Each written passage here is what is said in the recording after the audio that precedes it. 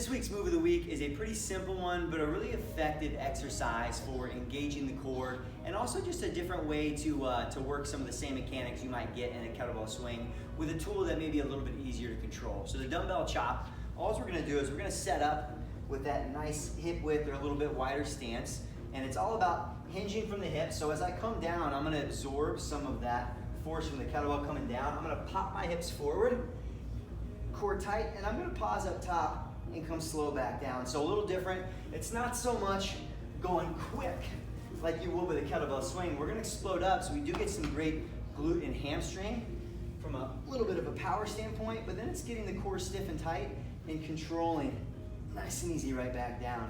And even with a relatively light weight, you'd be surprised by how much core that is as you're fighting the desire for your body to flex forward. So you're getting a little bit of core on the front and the back side, all the way up top, nice and slow, coming right back down. So dumbbell chops, really simple one, but a killer exercise. So I hope you like it. Let us know how it goes.